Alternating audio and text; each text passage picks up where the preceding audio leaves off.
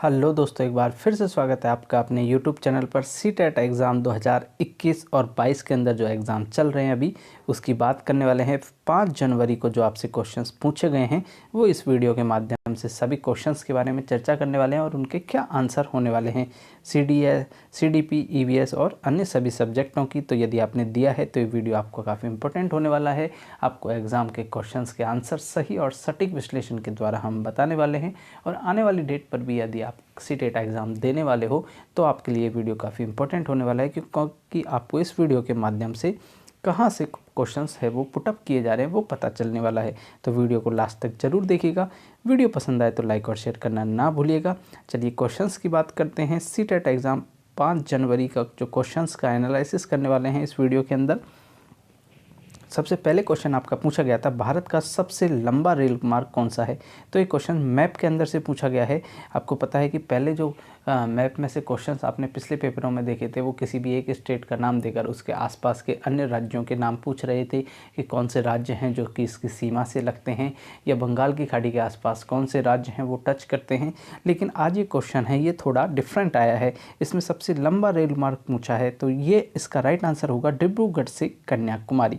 अब इसमें नेक्स्ट आपको टच कर सकता है क्वेश्चन, डिब्रूगढ़ से कन्याकुमारी पूछता है रेल मार्ग जो कि इसकी लंबाई कितनी है। तो ये है टोटल 4233 किलोमीटर।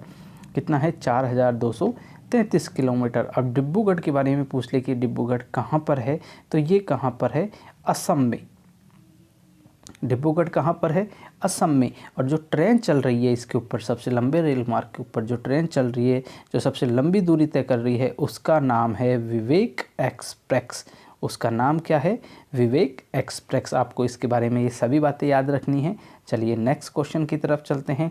नेक्स्ट क्वेश्चन आपका पूछा गया था पक्षियों को लेकर पूछा गया था कि पेड़ के तने में गहरा छेद बनाकर अंडे कौन सा पक्षी देता है। आपको पता है सभी क्वेश्चन सभी एग्जामों के अंदर पक्षियों से क्वेश्चन आ रहे हैं, जानवरों से क्वेश्चन पूछे जा रहे हैं।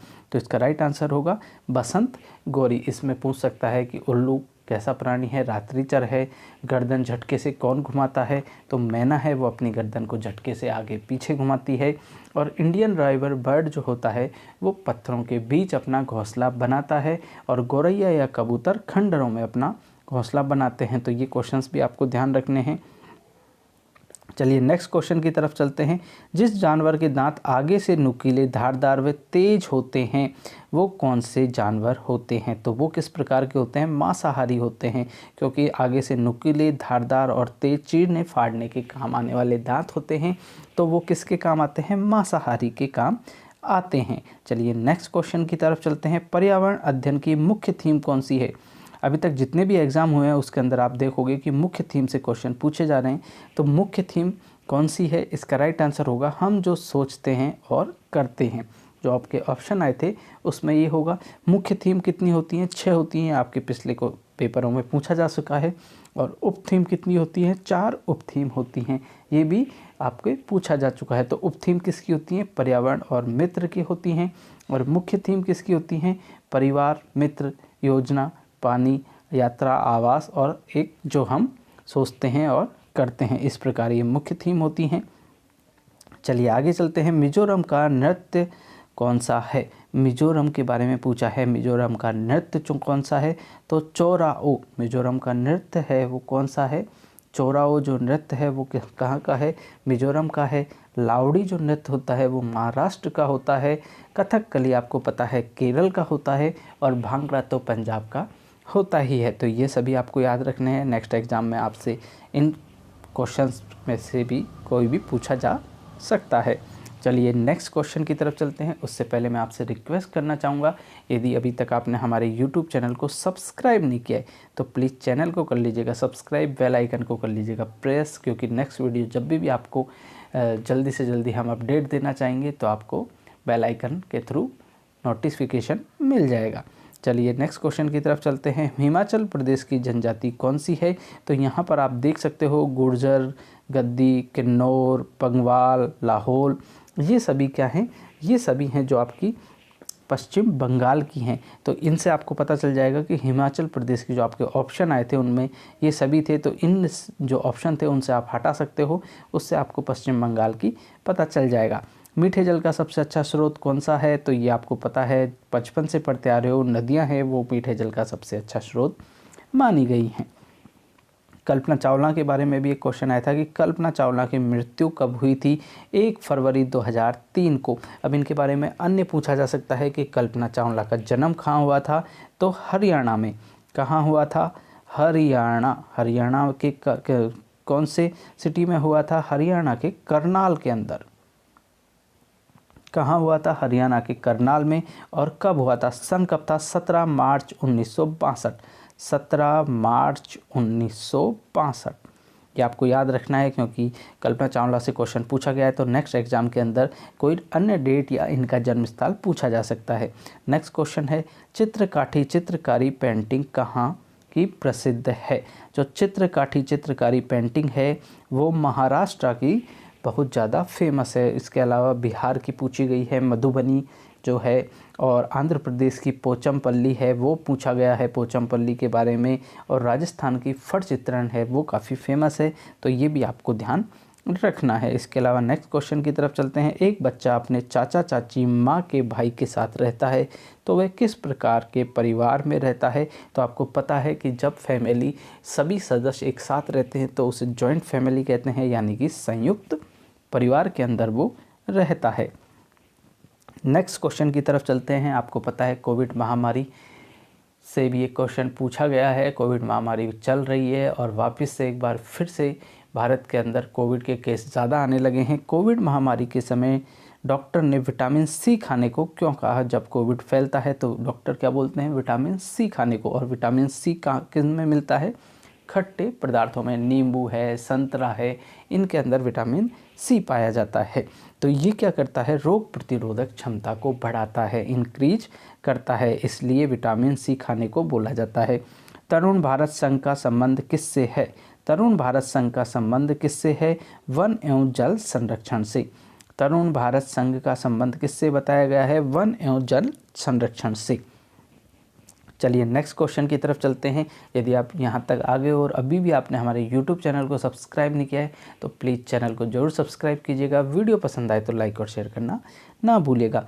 पढ़ने में अक्षमता क्या कहलाती है? डिसलेक्सिया, पढ़ने की, लिखने की, सुनने की, बोलने की, ये सभी के बारे में आपको हमारे वीडियो के माध्यम से बता दिया गया है पहले भी। यदि आपने नहीं देखा तो आप वीडियो जाकर देखिएगा।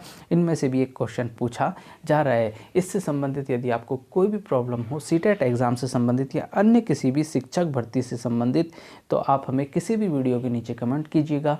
हम उसका रिप्लाई आपको आपकी समस्या का समाधान जरूर बताएंगे। चलिए नेक्स्ट क्वेश्चन की तरफ चलते हैं। बच्चों के शारीरिक विकास में किसका प्रभाव पड़ता है? तो ये क्वेश्चन रिपीट क्वेश्चन है। वंशानुक्रम एवं वातावरण पहले भी पूछा गया है पेपर में, जो हमारे वीडियो में आपको हमने बताया था। वाइगोस्की के अनुसार निम्न में से कौन सा सही है? पूछ रहे हैं वाइगोस्की के अनुसार निम्न में से कौन सा सही है? सांस्कृतिक प्रकरण, सामाजिक प्रकरण, पुनर्बलन और पुरस्कार। तो इसका राइट आंसर क्या होगा? इसका राइट आंसर होगा ए व बी, सांस्कृतिक प्रकरण और सामाजिक प्रकरण है। ये वाइगोस्की ने इनके ऊपर चर्चा की है। चलिए नेक्स्ट क्वेश्चन है। भारत के माध्यम से किसी भी व्यक्ति को अपने झांसे में, भाषा के माध्यम से किसी भी व्यक्ति को अपने झांसे में लेना गॉर्डनर के अनुसार कौन सी बुद्धि है? यानी कि एक बात करने में चतुर व्यक्ति जो होता है उसमें कौन सी बुद्धि बताई गई है?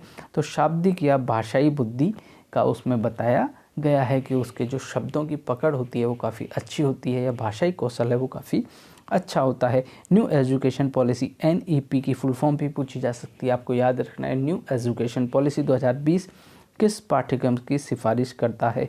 तो अब जो आपका पाठ्यक्रम है वो कर रहा है 5+3+3+4 की, और इससे पहले आपको पता है 10+2+3 ये चलता था।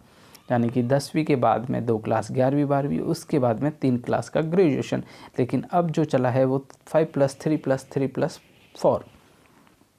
बच्चे सबसे अच्छा अधिगम किस प्रकार करते हैं? जो छोटे बच्चे होते हैं वो किस प्रकार करते हैं? जो स्वयं कार्य करते हैं उसके द्वारा वो सबसे ज़्यादा सीखते हैं। चलिए नेक्स्ट क्वेश्चन है। मध्य बाल्यावस्था की विशेषता कौन सी है? मध्य बाल्यावस्था की विशेषता कौन सी है? ऑप्शन ए समूह बनाना मध्य बाल्यावस्था की बिल्कुल राइट आंसर होगा, सही है।